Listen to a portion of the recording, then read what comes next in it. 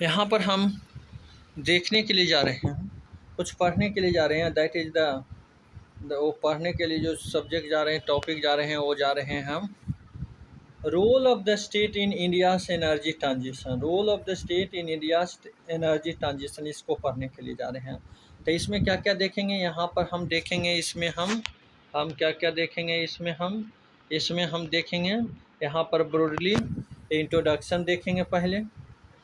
पहले इंट्रोडक्शन देखेंगे, यहाँ पर हम इंट्रोडक्शन देखेंगे, एनर्जी ट्रांजिशन देखेंगे, प्रेजेंट स्टेटस देखेंगे, वाई स्टेट मैटर इसको देखेंगे, वे फॉरवर्ड देखेंगे एंड कंक्लूजन देखेंगे। तो ये 6 चीज़ें हम यहाँ पर देखेंगे। तो लेट वन बाय वन इसको बड़ा कर लेते हैं ताकि आपको बढ़िया से जो पढ़ रहे हैं वो लेटर भी आप लोगों को बढ़िया से दिखे। तो यहाँ इंट्रोडक्शन पहले देख लेते हैं। तो इंट्रोडक्शन में यहाँ पर कह रहा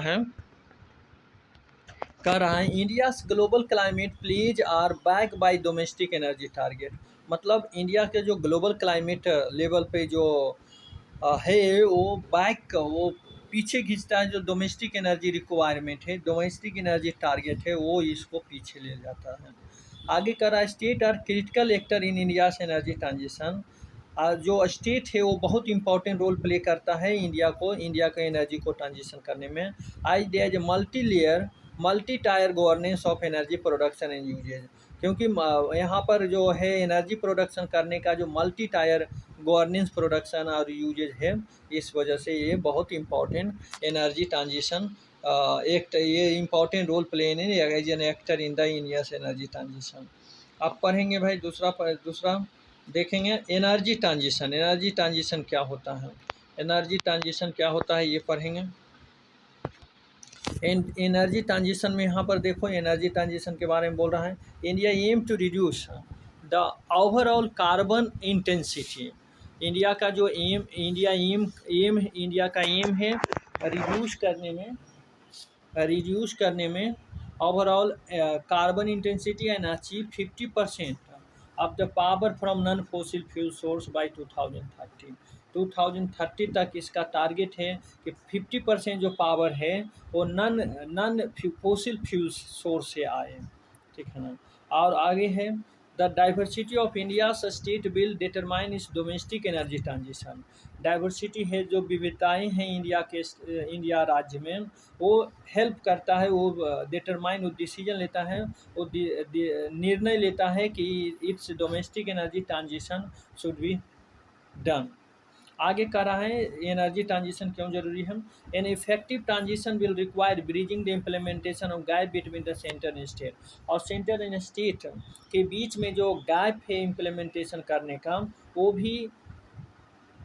भी आपका मतलब कि कम होगा अगर effective transition of the energy hyphen. Next ये बात प्रजेंट स्टेटस क्या है।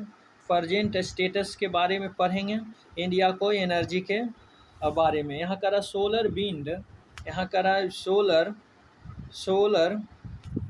Wind and other renewable energy source are already replacing the historical share of coal and gas in the power generation mix. ये जो सोलर विंड एनर्जी है, other renewable energy source है, वो बहुत इंपॉर्टेंट रोल प्ले किया है। और उसको रिप्लेस करने में जो हिस्टोरिकल है, जो कोल और गैस, जो कोल और ऑयल से आपका पावर जनरेट होता है, उसको रिप्लेस करने में बहुत इंपॉर्टेंट रोल प्ले किया है। आगे करा India's achievement on its 2022 target for 175 gigawatt renewable energy offer some insight. मतलब इसका प्रेजेंट स्टेटस है जो 2022 तक आपका क्या है, इसका 175 गीगावाट रिन्यूएबल एनर्जी जो अचीव करने का जो इसका इंडिया का टारगेट है, ये एक बस कुछ आपका you can say some site have make the you can say that is also one of the present status. And only Gujarat, Karnataka, Rajasthan meet their individual target। और ये जो टारगेट है वो इसमें से आपका ओनली 3 स्टेट, कौन कौन, Gujarat, Karnataka, Rajasthan, Gujarat and Karnataka have individually achieve their target. और कह रहा है एक चीज़ और है प्रेजेंट स्टेटस में यहाँ पर दे रखा है कि about 80% of the current renewable energy capacity is confined to the six state.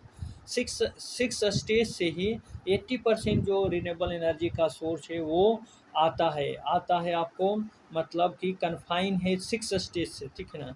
80% जो रिन्यूएबल एनर्जी कैपेसिटी है वो आपका सिक्स स्टेट से ही आता है, ये बोल रहा है। आगे देखेंगे यहाँ पर वाई स्टेट मैटर स्टेट क्यों ये बात यहाँ पर मैटर करता है, क्यों स्टेट की ज़रूरत है। यहाँ कर state as sphere the implementation, state is the state as sphere of the implementation are critical to realization of the national target. State बहुत बड़ा इंपॉर्टेंट रोल करता है realization of the national target को अचीव करने में। अगर state ही नहीं achieve करेगा जो टारगेट बनाया गया है तो नेशनल टारगेट फुलफिल होकर क्या होगा। तो यही करा state as a sphere of implementation are critical to the realization of the national target. आगे कर रहे हैं state wise state matter, early initiative by Gujarat Rajasthan on the solar, early initiative by Gujarat and Rajasthan on the solar, Maharashtra and Tamil Nadu on the wind energy technology have contributed to renewable energy up to at the national level। मतलब Gujarat and Rajasthan in solar field में और Maharashtra and Tamil Nadu in wind energy में ये भाई contribute किया है आपका national level पे, जो आपका रिन्यूएबल एनर्जी की जो टारगेट है वहाँ तक ये पहुँच के मतलब ये फुलफिल किया है। आगे करा PM Kusum is an adoption of successful state experiment on the solarization of agriculture at the national scale। मतलब पीएम कुसुम है जो हर स्टेट सक्सेसफुल है एक्सपेरिमेंट इसको सक्सेसफुल एडॉप्ट करने में और एडॉप्ट किया है, और solarization of agriculture at the national level ये भी बहुत बड़ा इम्पोर्टेंट और स्टेट के लिए वो है आपका। अब पढ़ेंगे वे फॉरवर्ड क्या है भाई, क्या होना चाहिए, समस्याएं हैं तो क्या सॉल्यूशन होना चाहिए। पहला है वे फॉरवर्ड में बोल रहा है need for a state level framework to understand plan action and governance process toward an energy transition. एक स्टेट लेवल फ्रेमवर्क की ज़रूरत है जो कि हेल्प करेगा आपको प्लान बनाने में, एक्शन। एक स्टेट लेवल पर फ्रेमवर्क की ज़रूरत है जो understand plan action and governance process toward the energy transition करने का जो प्लान है, एक्शन है, गवर्नेंस प्रोसेस है, उसको आपको समझने में एक स्टेट लेवल पर फ्रेमवर्क बनाना चाहिए। अगला कार्य up to date the action state action plan on the climate change. जो स्टेट एक्शन प्लान है, state action plan on the climate change है, उसको अप टू डेट करने की ज़रूरत है। आगे करा setup A state level steering committee for energy transition. State level steering committee को सेटअप करने की ज़रूरत है फॉर एनर्जी ट्रांजिशन के लिए।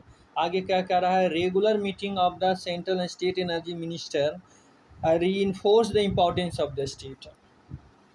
Regular meeting of the central and state energy minister reinforce the importance of the state।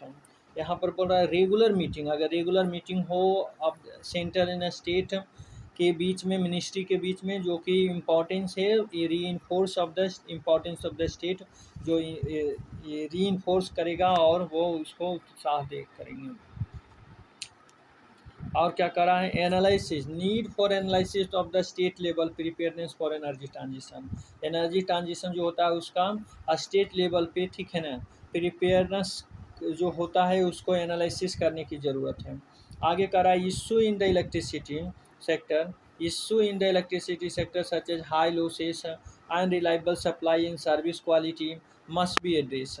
जो issue है electricity sector में जैसे हाई लॉसेस है, अनरिलायबल सप्लाई है, सर्विस क्वालिटी है, ये सभी मस्ट भी एड्रेस करना चाहिए। आगे क्या कर रहा है स्टेट एनर्जी डिपार्टमेंट, यहाँ कर रहा है state energy department also need to strengthen electricity infrastructure for better integration of renewable. यहाँ कर state energy department also state energy department की भी ज़रूरत है उसको स्ट्रेंथ करने का, electricity infrastructure for better integration of renewable को बेटर इंफ्रास्ट्रक्चर बनाने के लिए, electricity infrastructure for better integration of the renewable, उसको इंटीग्रेट करने के लिए बेटर इलेक्ट्रिसिटी इंफ्रास्ट्रक्चर को स्ट्रेंथ करने की ज़रूरत है। अब यहाँ पर लगता है कंक्लूजन है। कंक्लूजन में क्या कहेंगे भाई? कंक्लूजन में कह रहा है electricity is a concurrent subject. Electricity क्या है? कंकरेंट सब्जेक्ट में डाल चुका है। और है the despite the national focus each state has to come forward and devise its own plan and road map to achieve the 2030 clean energy goal. मतलब electricity जो है कंकरेंट लिस्ट में है, इसलिए आपको सिर्फ नेशन ही नहीं फोकस करे, उसके साथ स्टेट भी साथ में आए और ये अपना प्लान और अपना रोड मैप बनावे और एनर्जी क्लीन एनर्जी का जो टारगेट है 2030 तक उसको अचीव करने में ये सब मिल के अचीव करे। That is the all about we have read the role of the state in energy, India's energy transition.